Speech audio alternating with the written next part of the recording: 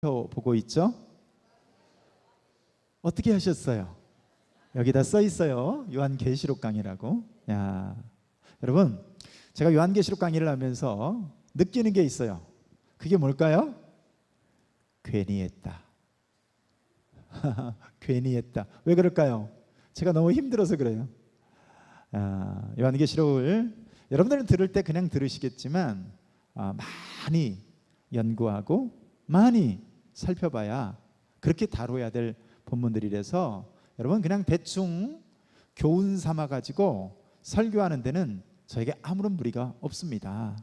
그런데 진짜 계시록이 가지는 의미가 무엇인지를 또 이제 본문이 무엇을 의미하는지를 살펴봐야 하기 때문에 제가 상당히 많은 부담감을 느끼고 있는데요. 자, 오늘 본문에서는 7 교회에 보내는 메시지, 그것을 이제 이번 주부터 살펴보게 될 겁니다. 그래서 이번 주, 저와 여러분들이 2장을 읽었죠. 2장 1절부터 읽었어요. 자, 2장 1절부터 3장 마지막까지 7개 교회가 나옵니다. 자, 7개 교회는 다음과 같은 교회라고 말할 수가 있죠. 에베소, 서머나, 버가모, 두아디라, 사데, 빌라델비아, 라우디게아. 자, 이렇게 7개의 교회가 있습니다. 자, 우리 지금부터 눈 감고 외우시겠습니다. 그러면 너무 많은 것들을 요구하는 거죠. 자, 한번 따라서 해볼래요? 에서버두 사빌라. 다시 한번 에서버두 사빌라. 여러분 방언이 안 나올 때는 그렇게 하시기 바랍니다. 여기 앞 글자만 따면요, 에서버두 사빌라야. 제가 신대원 다닐 때, 신대원 공부할 때 그렇게 외웠습니다. 에서버두 사빌라. 그래서 에베소, 서머나, 버가모, 두아디라, 사데, 빌라델비아, 라우디게아. 자, 이렇게 7교회가 등장을 하는데요. 자, 여러분 그렇다면 왜 교회에, 여러분 역사적으로 교회가 7개 교회만 있는 거 아니죠? 그렇죠? 요한이 이 교회를 요한계시록을 쓸 때도요, 수많은 교회가 있었음에도 불구하고 왜 하나님은 7개 교회만 이곳에 기록했을까요? 그것도 아주 구체적으로 7개 교회를 다루고 있는데요. 자, 요한계시록 1장 11절 말씀을 같이 한번 읽습니다. 시작. 이르되 내가 보는 것을 두루마리에 써서 에베소, 서머나, 버가모, 두아디라, 사데, 빌라델비아, 라우디게아 등 7교회에 보내라 하시기로. 아멘. 아멘. 자, 왜 7개 교회를 구체적으로 열거했느냐? 자, 이 관점이 참 중요합니다. 자, 7개 교회가 의미하는 것은 뭐냐?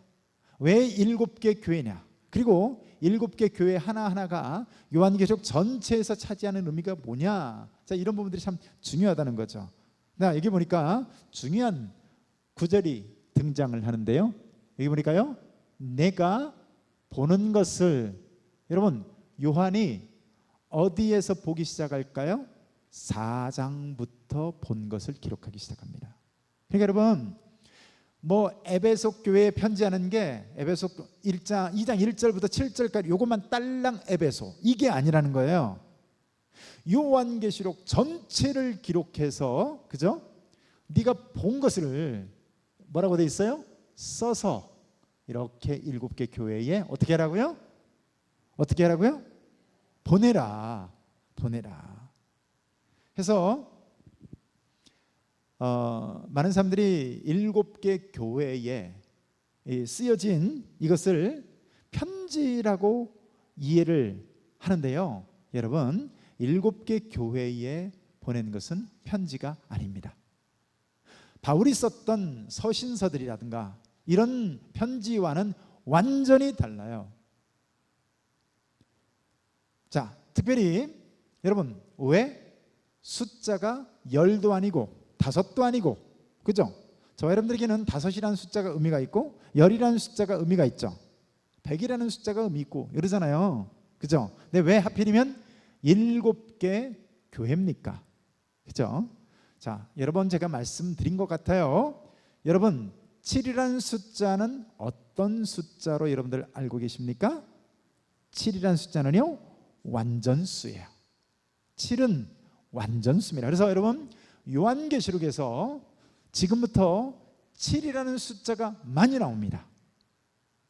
자, 그래서 7이라는 숫자는 단순히 숫자 7이 아닌 것을 알아야 돼요. 그죠? 그래서 요한계시록을 읽는데 자, 7개 그러면 7이다가 아니에요. 여러분 7이라는 숫자가 나오면 어떻게 이해해야 돼요? 전체를 가리키는구나, 완전한 것이구나, 그죠? 그렇게 이해하시면 됩니다. 그러니까 여러분 7개 교회라는 것은요, 요한이 요한계시록을 쓸 때에 전체의 완전한 교회를 의미합니다. 그리고 요한계시록을 쓸 때에 그 당시에 AD 90년에 그 교회들만 가리키는 것이 아니라 예수님이 재림하는 그 순간까지의 모든 교회를 포괄적으로 의미하는 7개 교회다 이겁니다. 여러분, 그런데 많은 설교자들이 이 7개, 소아시아 7개 교회에 대해서 설교를 할 때 어떻게 설교를 합니까?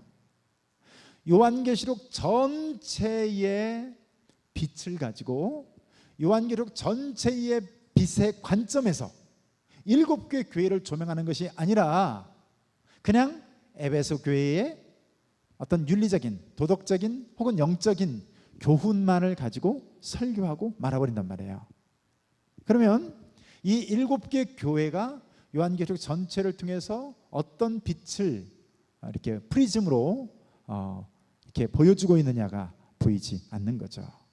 그래서 중요한 것은 자, 여러분들이 오늘 7개 교회에서 이제 지금부터 이제 대략 한 7주에 걸쳐서 7개 교회를 살펴보게 될 텐데, 자, 7개 교회는 교회 역사상 나타난 전체 교회의 대표적인 특징, 이렇게 이해하시면 됩니다. 자, 제 말이 어렵습니까? 들을만합니까? 여러분들 표정이 한 절반은 눈이 감겨져 있어가지고요. 보세요. 이 7개 교회는 단순히 7개 교회가 아니라 그 당시에 있는 모든 교회, 그리고 예수님이 재림하실 때까지의 모든 교회를 대표적으로 표현하고 있는 7개 교회다라는 거예요. 그래서 특별히 7개 교회가 여러분 일반 서신서, 그러니까 디모데전서, 디모데후서, 에베소서, 빌립보서 등등 이런 서신서와 다른 점이 뭐예요? 여러분 요한계시록은 7개 교회 안에 뭐가 있냐면요, 종말적 약속이 요한계시록 안에 들어있어요. 자, 말이 어렵죠? 종말은 뭐고 종말적 약속은 뭔가 싶은 생각이 들지만, 자 여러분 아무튼 이겁니다. 7개 교회, 모든 교회에 메시지를 전하면서요, 자 에베소, 서머나, 버가모, 두아디라 등등 7개 교회, 모든 교회마다 빠짐없이 등장하는 문구가 있어요. 자, 그게 뭐냐면요, 따라서 해볼까요? 따라서 해봅시다. 이기는 자, 이기는 자. 네.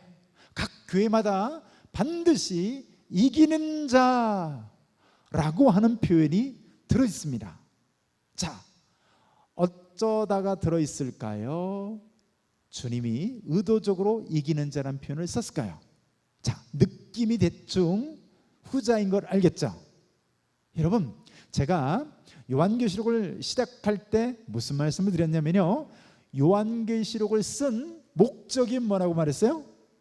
자, 복받아라. 요한계시록 그것을 왜 썼나요?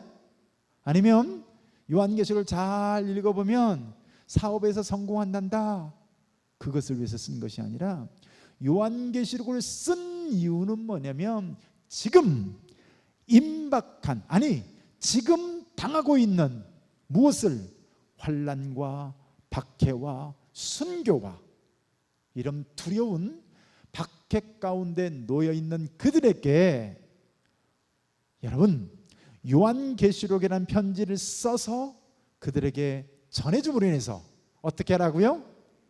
이겨라. 할렐루야. 이기는 자가 되어라. 할렐루야. 박해와 환난과 이런 어려움 가운데서 지지 말고 이기는 자가 되라는 거예요. 그러면 이기는 그에게는 내가 생명나무에 어쩌고 등등 이런 면류관을 주고 뭐 등등 이런 여러 가지를 통해서 그걸 뭐라고 한다고요? 여기 있는 것 같이 종말적 약속이라는 표현을 씁니다. 에스카톨로지, 종말론적인 약속, 하나님의 약속이 주어진 거예요. 여러분 이기시길 축복합니다. 요한계시록을 준 것은 그것을 읽고서 무슨 퍼즐 게임이나 수수께끼 하라고 준 것이 아니라, 여러분 고난 가운데 있습니까? 박해 가운데 있습니까? 환난 가운데 있습니까? 어려운 시련 가운데 있습니까? 그것이 질병이 되었던 물질이 되었던 사람으로부터 오는 박해이든 간에 교회 나간다고 지금도 얼마나 많은 사람들이, 오늘도 여러분 우리나라는 좀 덜 하지만요 목숨의 위협을 느끼고 실제로 많은 사람들이 죽기도 합니다. 중동지역 특별히 아이시스가 판치는 그런 곳에는요 여러분 지금도 예수를 믿는다 죽음을 의미하는 거예요. 그때 이 요한계시록을 통해서 어떻게 하라고요? 이기는 자가 되라는 소망을 주기 위해서 이제 이 요한계시록을 주셨고, 그래서 7개 교회에 반드시 등장하는 게 뭐다고요? 이기는 자라고 하는 표현입니다. 사실 시간이 좀 많으면 저와 여러분들이 7개 교회를 하나하나 성경 구절을 찾아가면서 자, 몇 장 몇 절에 이기는 자가 나오죠. 그 다음 교회에 몇 장 몇 절에 이기는 자라는 표현이 나오죠. 이렇게 좀 살펴보면 좋겠어요. 자, 그만큼 이기는 자라는 표현이 7개 교회에서 중요하다라고 말할 수가 있고요. 자, 제가 요한계시록을 다루면서 자, 신천지의 교리들을 좀 비판해가면서 하려고 합니다. 자, 왜 그럴까요? 신천지에서 여러분 이 요한계시록을 너무나 터무니없이 웃기지도 않게 해석을 하기 때문에, 물론 여러분들이 들어도 잊어버릴 확률이 높지만 제가 조금씩 설명을 좀 해가려고 합니다. 여러분 신천지에서는 7개 교회에 대해서 뭐라고 얘기하는지 아세요? 자, 7개 교회에 7 사자가 누구냐? 자신들의 증거 장막 성전에 속하지 않은 배도자를 가리킨다, 이렇게 얘기해요. 그래서 7 교회는 어떤 교회를 얘기하냐? 옛날에 유재열 장막 성전이라고 있었어요. 여러분 아무튼 오늘날의 이단들은 다 이 유재열에서 나온다고 보면 됩니다. 유재열이라는 사람이요 아주 조그만 소년이었어요. 10몇 세 됐을 때부터 교주 노릇을 하는 특이한 사람이에요. 물론 본인이 교주가 된 것은 아니고 뭐 그렇게 한 거죠. 자, 근데 아무튼 대부분의 이단이 거기서 나오는데, 해서 7개 교회는 유재열 장막 성전을 가리키는 거예요. 여러분 근데 보세요. 어떤 근거로 유재열 장막 성전이 7개 교회라고 말할 수 있을까요? 성경적 근거가 뭐예요? 없습니다. 없어요. 그러니까 신천지는 이 유재열 장막 성전, 그러니까 그 이단의 아류 이단에 불과한 거예요. 그리고 이 유재열 장막 성전을 붕괴시킨 우리 기성교회, 우리 신텐젤교회 같은 기성교회를 신천지에서는 어떻게 볼까요? 자, 7개 교회가 유재열 장막 성전인데 그 유재열 장막 성전을 7개 교회를 무너뜨린 기존 교회를 갖다가요, 이만희 신천지에서는요 그것을 짐승, 그것을 음녀, 그것을 바벨론이라고 해석을 합니다. 자, 그러니까 여러분 이게 얼마나 무서운 얘기인지 아세요? 보세요. 그 성경에서 예수님이 언급한 7개 교회를 무너뜨린, 해체시킨 기성교회는요, 자, 사탄의 사주를 받은 아주 사악한 음녀가 되는 거고요, 음탕한 바벨론이 되는 거예요. 그러니까 여러분 신천지에 속한 사람들이 기존 교회에 들어와서요 아주 부도덕한 방법으로 교회를 무너뜨리면서도 여기에 양심의 가책을 느낄까요? 안 느낄까요? 안 느낍니다. 왜 안 느껴요? 기존 교회는 음녀요, 짐승이요, 사악한 바벨론이기 때문에 수단과 방법을 가리지 않고 그것을 해체시키는 것은 너무나도 당연한 것이다 라고 이해하는 거예요. 여러분, 어떤 목사님이 계셨습니다. 그 목사님 목회를 잘 하고 계셨어요. 근데 어떤 예쁜 여자 성도님이 교회를 등록을 했어요. 여러분, 이분이 얼마나 열심인지 몰라요. 함께 들어온 몇몇 이 성도님들이 너무나 열심히 한 1, 2년간 그 교회에서 봉사를 했습니다. 근데 하루는 이 여자 성도님이 갑자기 목양실로 찾아와서 울면서 찾아와서 목사님 상담을 요청합니다. 여러분, 미리 전화 약속이라도 하면 하다못해 여자 전수함이라 같이 동성을 하는데 갑자기 이 여자 그 성도님이 젊은 아가씨였는데 밀고 들어와서 상담을 요청한다고 하니까 어떻게 하겠어요? 우선 진정시키느라고 목사님이 차를 한 잔 타서 이렇게 대접을 하는데 목사님이 잠깐 한눈 팔고 뭐 잠깐 책 한 권 빼오고 어쩌고 하는 사이에요. 여러분, 그 여자 성도가 거기다가 수면제를 탔습니다. 그 잠깐 사이에 목사님이 그 차를 마시고 이제 정신을 잃으셨어요. 어떻게 했을까요? 옷을 벗겨서 야한 표정으로 포즈를 잡고 이제 함께 왔던 사람들이 사진을 찍어서 그 교회 홈페이지에다 올렸어요. 어떻게 됐을까요? 교회가 해체돼 버렸어요. 그러니까 이런 부도덕한 짓거리를 하면서도 왜 전혀 양심의 찔림을 못 받아요? 기성교회를 어떻게 이해하니까 음녀요, 짐승이요, 바벨론이요, 성경에 등장하는 이 용의 그런 어떤 그런 사주를 받은 교회로, 타락한 교회로 인식하니까요. 여러분, 그것을 그렇게 부도덕한 방법으로 해체하는데 전혀 양심의 찔림을 받지 않습니다. 자, 문제가 뭡니까? 문제가 뭐예요? 성경적 근거가 전혀 없다는 겁니다. 여러분, 무슨 근거로 처음 사랑을 잃은 에베소 교회를 배도의 길을 갔다고 하는 유재열 장막 성전과 여러분 동일시킵니까? 없어요. 또 성경을 보면 7 교회에게 전하는 이 메시지를 보면요, 여러분 이제 신천지 얘기는 끝났고, 자, 7 이 교회에게 전하는 메시지를 보면, 자, 7개 교회가 있죠. 자, 7개 교회 중에서 칭찬받은 교회가 있고 책망받은 교회가 있고요. 칭찬만 받은 교회, 책망만 받은 교회, 칭찬과 책망을 함께 받은 교회, 이렇게 대략 한 3부리로 나눌 수가 있습니다. 여러분, 칭찬만 받은 교회는 어떤 교회일까요? 서머나 교회와 빌라델비아 교회, 이 2개죠. 완전히 책망만 받은 교회가 있습니다. 이름도 겁나게 어려워요. 이름이 뭘까요? 발음도 어려워서 설교하다 꼬입니다. 라오디게아 교회입니다. 라오디게아 교회는 책망만 받았어요. 그리고 나머지 교회는 어떻게 해요?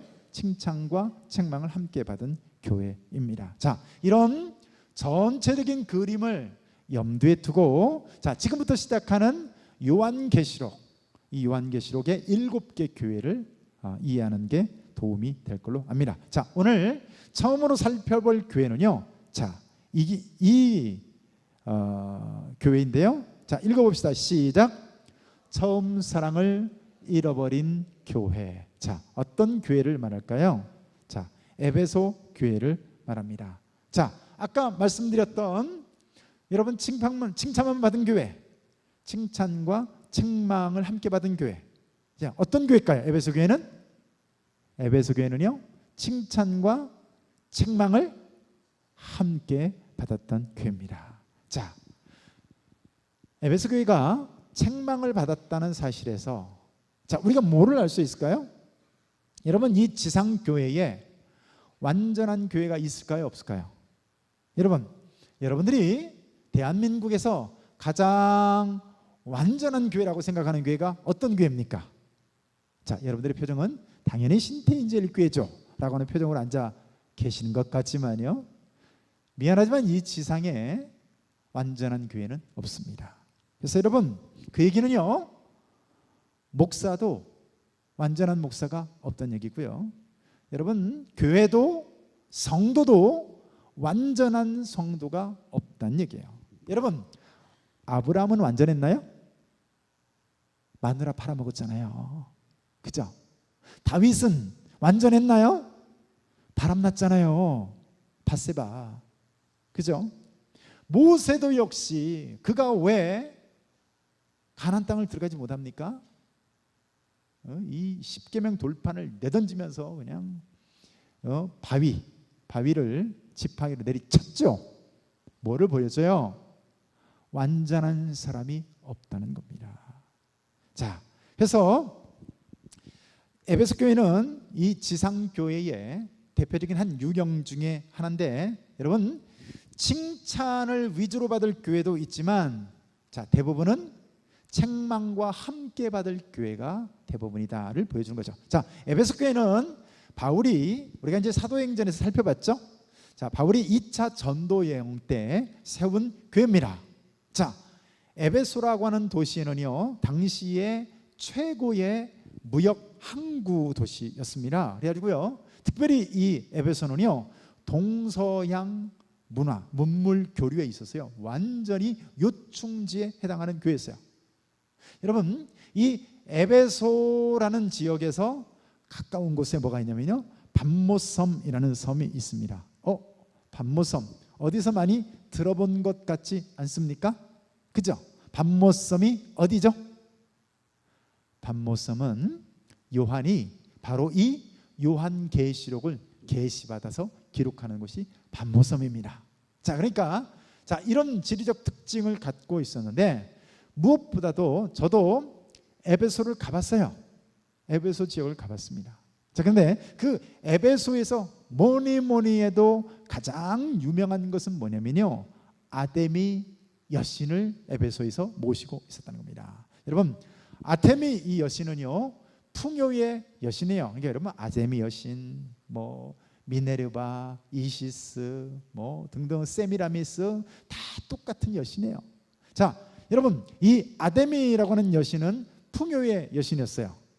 그리고 특별히 이 아데미 여신의 아르테미스라고 하는데요, 여신 축제 때는요, 여러분, 음란의 극치를 달립니다. 그러니까 에베소라는 지역은 완전히 음란과 우상으로 쪄들어 있는 그런 도시라고 말할 수가 있는 거죠. 자, 먼저 에베소 교회가 칭찬을 받은 부분이 있었죠. 그죠? 자, 어떤 부분에서 칭찬을 받았는지를 한번 살펴볼까요? 자, 요한계시록 2장 2절에서 3절 말씀 같이 한번 읽습니다. 시작. 내가 내 행위와 수고와 내 인내를 알고 또 악한 자들을 용납하지 아니한 것과 자칭 사도라 하되 아닌 자들을 시험하여 그의 거짓된 것을 내가 드러낸 것과 또 내가 참고 내 이름을 위하여 견디고 게으르지 아니한 것을 아노라. 자, 이 부분을 칭찬받았어요. 자, 성경 말씀인데 여러분들이 읽으셨는데 뭔 소리인지 모르겠죠. 그죠? 자, 압축해서 이야기하면요, 자, 이겁니다. 에베소 교회를 향해서 칭찬하는데 무엇을 가지고 칭찬하셨을까요? 여러분, 에베소 교회의 수고와 인내에 대해서 우리 주님이 칭찬하셨어요. 자, 3절에도 보니까요, 여기죠, 견디고 게으르지 아니한 것을 라고 말하죠. 여러분, 그래서 인내했다, 견뎠다, 게으르지 아니했다, 이런 표현들이 계속 등장을 합니다. 실제로 여러분, 이 시대는요, 2차에 걸친 네로 박해, 도미티안 황제 때 있었던 그런 박해, 여러분, 무시무시한 박해를 이들이 지나고 있었습니다. 아마 많은 사람들이 이 에베소 교회의 성도들의 모습을 보면서요, 저 바보 같은 놈들, 저런다고 누가 알아주나, 아마 저 융통성 없는 인간들이라고 아마 틀림없이 그랬을 겁니다. 여러분, 실제로 엄청난 박해가 이 에베소에게 있었는데, 에베소가 어땠다고요? 그 엄청난 박해들을 에베소가 어땠다고요? 견디고 참고 인내했다는 겁니다. 자, 중요한 것은 뭐냐면 그 모든 것들을 주님의 영광을 위해서, 주님의 이름을 위해서 견디고 참고, 특별히 그러면서도 게으르지 않았다. 자, 이 부분을 주님이 칭찬하셨다는 겁니다. 여러분, 한마디로 에베소 교회를 향해서 이렇게 칭찬한 거예요. 수고했다, 잘했다, 칭찬한 거예요. 할렐루야. 여러분들도 이런 칭찬 받으시기를 축복합니다. 여러분, 에베소 교회가요, 그 핍박과 환난과 이런 모든 고난에서 다 이겨내고 감당해내면서 어떻게 해요? 그러면서도 게으르고 나태하지 않고 열심히 인내했다는 거죠. 여러분, 교회도 여러 가지 유형의 교회가 있습니다. 여러분, 주님을 위해서 교회가요, 수고하는 교회가 있는가 하면 유람선 같은 교회가 있습니다. 여러분, 수고하는 교회는 뭐죠? 성도님들이 힘들지라도, 교회 구성원들이, 그 교회 자체가 힘들지라도 그 교회가 갖는 이 비전 프로젝트를 어떻게 해요? 하나님의 영광을 위해서 때로는 참고 때로는 수고하고 그러면서도 게으르지 아니하고 오늘도 담대히 맞서서 그렇게 달려가는 교회가 있어요. 이 교회가 참 교회예요. 이 교회가 주님이 칭찬하는 교회예요. 이 교회가 신태인 대일교회 되시기를 축복합니다. 그렇습니다. 그런데 어떤 교회가 있다고요? 유람선 같은 교회가 있어요. 교회는 교회예요. 십자가 붙였기 때문에, 예배 드리고 있기 때문에 기독교라고 하니까 교회예요. 그런데 그 안에 들어가 보니까요, 하나님의 영광을 위한 수고는 없어요. 하나님의 영광을 위한 인내는 없어요. 뭐만 있어요? 성도들끼리 모여서 즐겁고 점심에 먹고, 특별히 이렇게 복날 되면요 어떻게 합니까? 남전도에서 하는 일이 뭐예요? 여러분, 개를 한 마리 기릅니다. 그래가지고 그 어느 집에다 맡겨요. 그래 총무가 하는 일이 뭐예요? 남전도의 총무, 우리 교회 말고 다른 교회 그 남전도의 총무가 하는 일이 뭐예요? 그 개를 기르는 거예요. 그리고 개를 한 3마리 기릅니다. 이름을 어떻게 붙여요? 초복이, 중복이, 말복이. 그래가지고 초복이는 언제 잡아먹어요? 초복 때 잡아먹고, 중복이는 중복 때 잡아먹고. 이게 남전도회가 하는 일이에요. 그리고 봄에 야유회 가고 가을에 야유회 가고 주일날 모여서 이래가면서, 특별히 여러분 이민교회, 미국이나 캐나다 이런 데 가보면 교회가 주님을 위하여서 수고하고 애쓰고 오늘도 인내하면서 하나님의 영광을 위해서 달려가는 것이 아니라, 교회가 어떤 곳인지 아세요? 미안하지만 물론 그러면서 예수를 믿는 사람들이 많은 건 사실입니다만은, 교회가요 이민자들이 모여서 함께 오랜만에 얼굴 만나는 미팅 장소예요. 잘 지냈지? 이 사람아 보고 싶었어 등등 이러면서 주일날 모임을 갖고 가는 거죠. 이런 교회는 유람선과 같은 교회예요. 여러분, 성도들도 역시 바울처럼 수고하고 인내하는, 바울과 같은 인내하는 성도가 있는가 하면 유람선 타고 다니는 것 같이 신앙생활 하는 사람이 있어요. 여러분, 왜 기독교인이 됩니까? 폼나잖아요.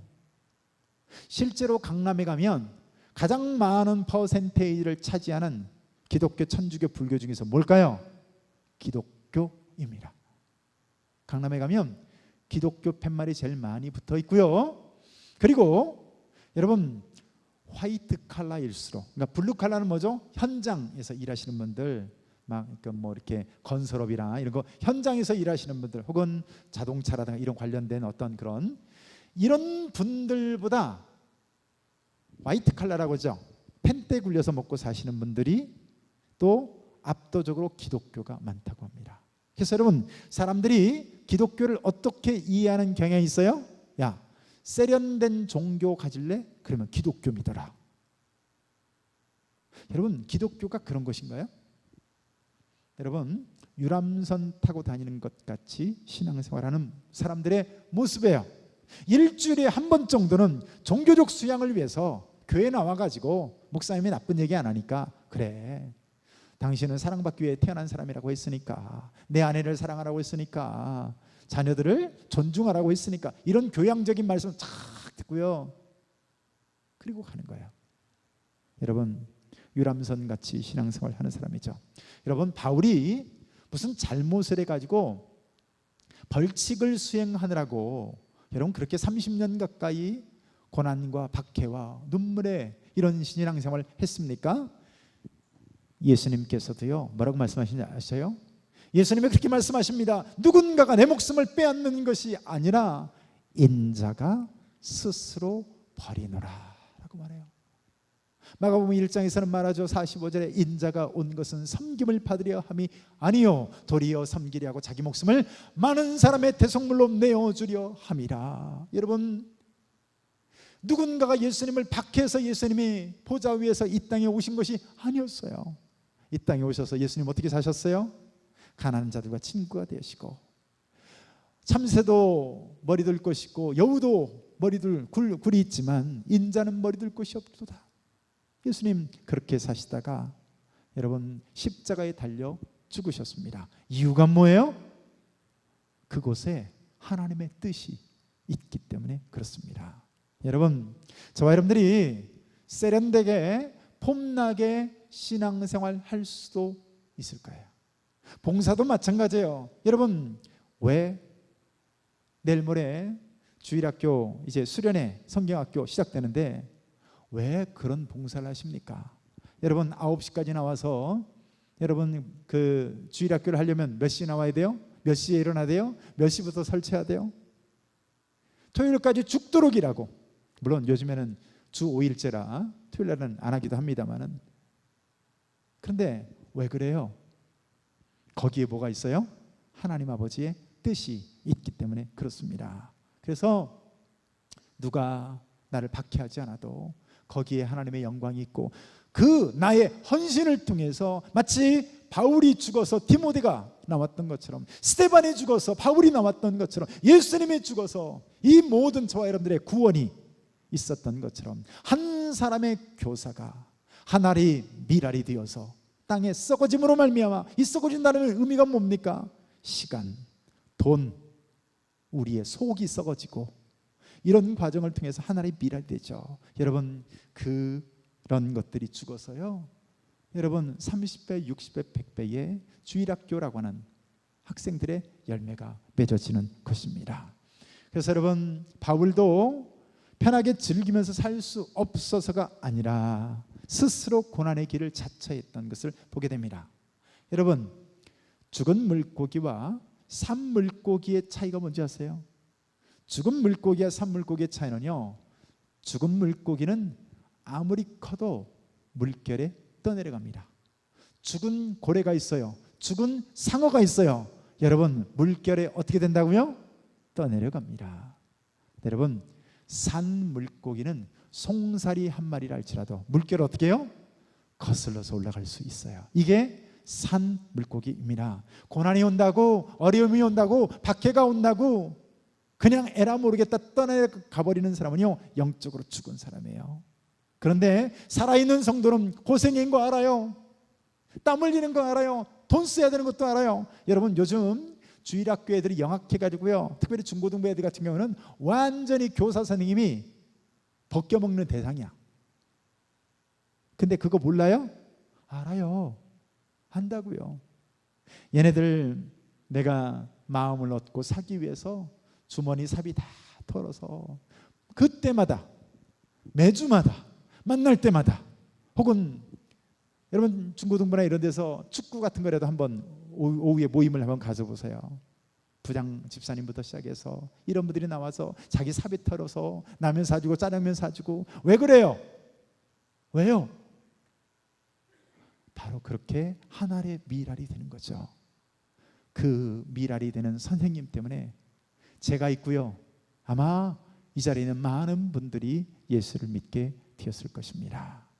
여러분, 그래서 에베소 교회는 살아있는 교회라서요, 주님을 위해서 수고하고 인내했어요.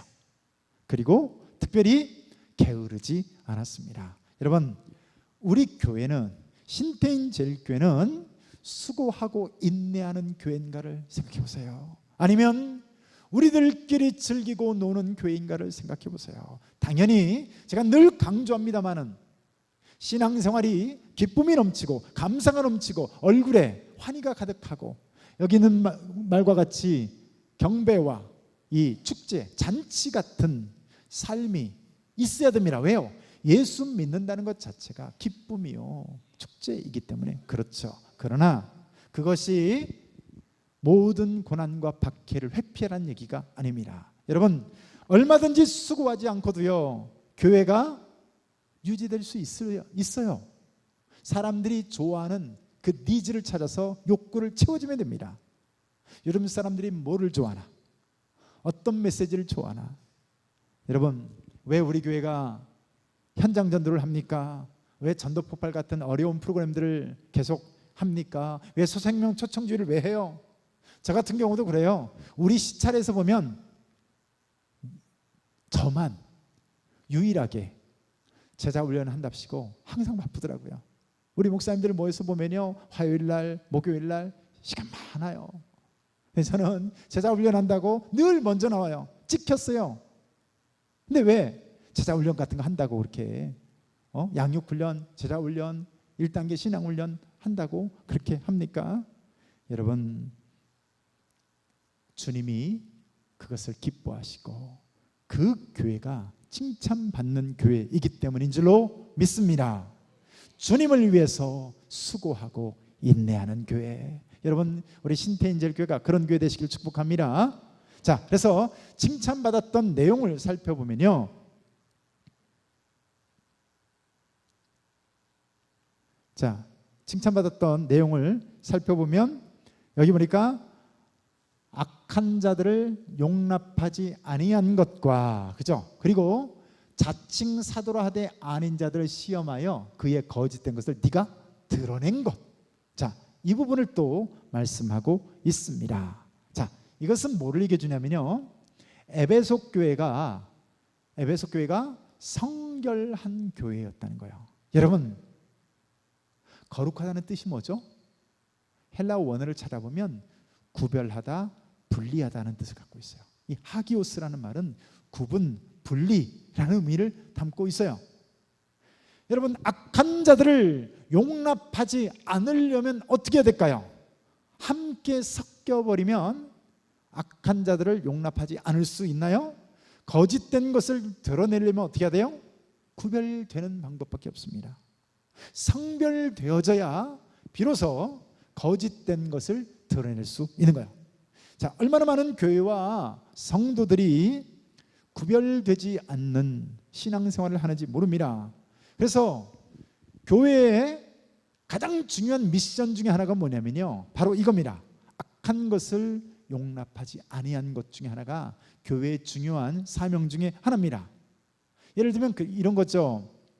요즘 한참 이슈가 되고 있는 동성애, 낙태, 혼전성 등등. 여러분, 모든 세상은요 지금 어떻게 하고 있어요? 그런 거 당연히 용납해야 된다고 말합니다. 지성인이 말이야, 문화인이 말이야. 그래가면서 지들이 좋다는데 왜 네가 무슨 권리로 그걸 아니라고 말을 하냐, 그런 식으로 나와요.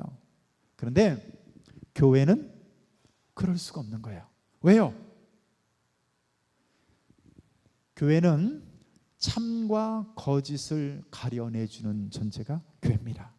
여러분, 참이라 말할 수 있고요, 거짓을 거짓이라 말할 수 있는 그 존재가 바로 바른 교회인 겁니다. 어떻게 그게 가능할까요? 자, 무엇이 참입니까? 무엇이 거짓입니까? 여러분, 참과 거짓을 유일하게 구별할 수 있는 것은요, 진리인 성경밖에 없습니다. 다시 말해서 뭐가 참이고 뭐가 거짓이에요? 내 양심이 아니에요. 내 배운 지식이 아니에요. 다른 사람들이 어떻게 여론과 다수가 말하냐, 그게 중요한 게 아니에요. 중요한 건 뭐죠? 하나님이 참이라고 말한 그것이 참이에요. 믿습니까? 믿습니까?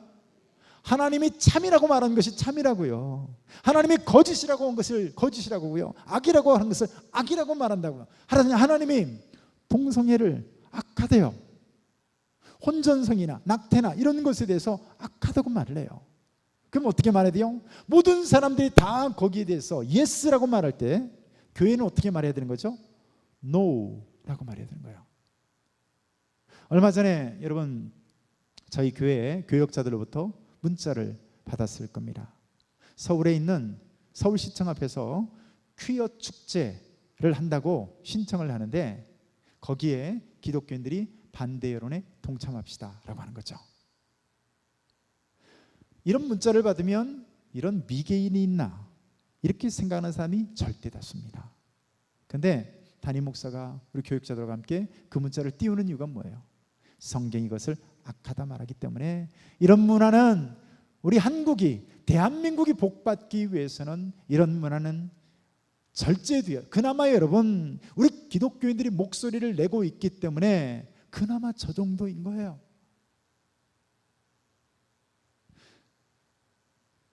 그런 그 설문 관련된 문자가 갔음에도 불구하고 기독교인들의 참여율이 처음에 보니까 3만 명, 4만 명 그래요. 청와대 게시판에 올렸는데 20만 명이 되어야 청와대 관계자가 나와서 거기에 해명을 하고 답변을 하고 뭔가 입장 표명을 하는데 숫자가 올라가지는 않는 거예요. 여러분 감사하게도 제가 마지막 확인했을 때가 22만 명인가 그랬습니다. 여러분 우리 기독교인들인데 구원받은 사람들인데 하나님의 자녀인데요. 그런 문자가 와요. 근데 보세요. 뭐 어르신들은 못 아시겠지만 젊은 사람들은요. 거기 온 거 링크되어 있는 그 스마트폰 손가락 하나 터치 하나면 글이 이동을 해요. 그럼 어떻게 될까요? 거기에서 반대합니다. 예? 터치 하나면 내 투표가 가능해요. 로그인 되어 있다면. 어렵지 않죠? 그런데도 왜? 우리 이 땅에 기독교인들이 몇 만인데 800만, 900만, 1000만 가까운데 여러분 20만 명 넘기는 게 그렇게 힘들까요? 귀찮은 거예요. 이런 게 귀찮은 거예요. 여러분 교회가 참과 거짓을, 선과 악을 악이라 말하고 선한 걸 선이라 말할 수 있는 목소리를 내야 될 존재가 누구라고요? 오늘 에베소 교인들처럼 교회가 그 역할을 해야 됩니다. 자, 더 중요한 것 중에 하나가요. 자, 우리 성경 말씀 한번 읽어봅시다. 시작. 내가 내 행위와 수고와 내 인내를 알고 또 악한 자들을 용납하지 아니한 것과 자칭 사도라되 아닌 자들을 시험하여 그의 거짓된 것을 내가 드러낸 것과 또 내가 참고 내 이름을 하여 견디고 게으르지 아니한 것을 아노라. 자, 여기 보면 색깔이 칠해져 있는 거 있죠. 자, 어떻게 칠해져 있죠? 여기에 누가 여기 내가가 주님이죠. 주님이 알고 주님이 아노라 해요. 뭐를 알죠? 에베소 교회가 수고하고 견디고 참고 게으르지 아니한 참과 거짓을 구별하기 위해서 노력하고 수고한 그 모든 것들을요 주님이 뭐라고 말씀하신다고요? 따라서 해봅시다. 내가 안다. 여러분 고난 가운데 있습니까? 어려움 가운데 있습니까? 사람들이 여러분 그렇게 신앙생활에서 네가 믿는다고 해서 잘된 것이 뭐가 있냐 등등 수많은 멸시와 천대가 이런 것들이 올 때 여러분 주님이 어떻게 말씀하신다고요? 내가 안다. 사랑하는 딸아 내가 안다. I know you. 내가 너 알아. 너에 대해서 알아. 네가 수고한 것과 오늘도 애쓴 것과 오늘도 고난을 감내하는 이 모든 것들을 사랑하는 딸아, 사랑하는 아들아, 사랑하는 종아 내가 안다. 할렐루야. 여러분 사람들이 몰라주면 서운하죠. 성도님들이 구역장이 교사가 열심히 수고했는데 담임 목사가 몰라줘요. 서운하죠. 네, 여러분 나빠서가 아니에요. 미처 파악을 못할 때가. 근데 여러분 더 중요한 게 뭐예요? 김만곤 목사가 알아주는 게 뭐가 중요하겠습니까? 근데 여러분 우리 주님이 아신답니다. 할렐루야. 여러분들의 수고와 오늘 눈물과 깊은 밤 홀로 우는 그대여. 여러분 깊은 밤에 오늘도 복음을 위해서 사명을 위해서 아무도 몰라주지만 내가 쓰는 돈을 내가 쓰는 시간을 내가 오늘도 감내는 이 모든 마음을 아무도 모른다 할지라도 주님은 그렇게 말씀하세요. 내가 안다. 할렐루야. 마지막 하나만 더 봅니다. 자, 그럼에도 불구하고 여러분, 에베소 교회의 문제가 뭐였다고요? 처음 사랑을 잃어버렸다는 거예요. 자, 거기까지가 처음이었어요. 시작이었어요. 좋았어요. 그런데 어느덧 에베소 교회가 처음 사랑을 잃어버렸어요. 이 처음 사랑이 뭐죠?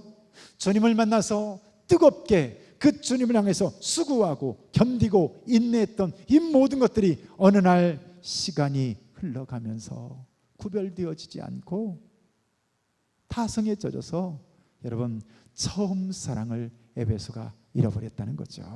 여러분, 제 목양실에 오시면요, 족자 하나가 걸려 있는데 그 족자에 뭐라고 써 있냐면요, 늘 처음처럼 이렇게 써 있습니다.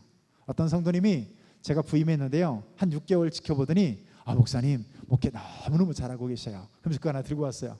왜 들고 왔을까요?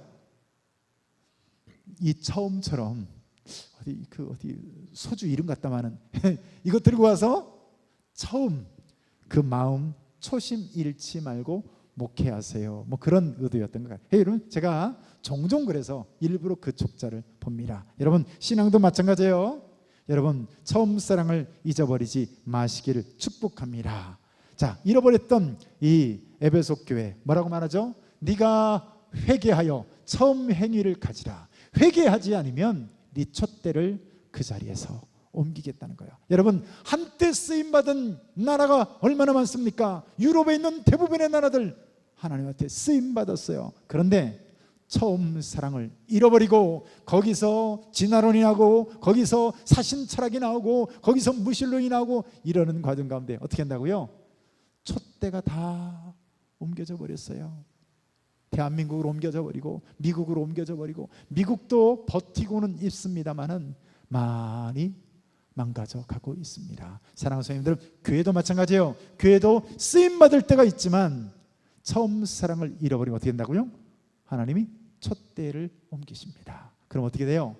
영향력 없는 이름만 있는 교회가 되고 맙니다. 여러분, 오늘 7교회를 비춰볼 때, 특별히 에베소 교회를 비춰볼 때 처음 사랑을 잃지 마시고 주님께 칭찬받는 저와 여러분들의 삶이 되시기를 축복합니다.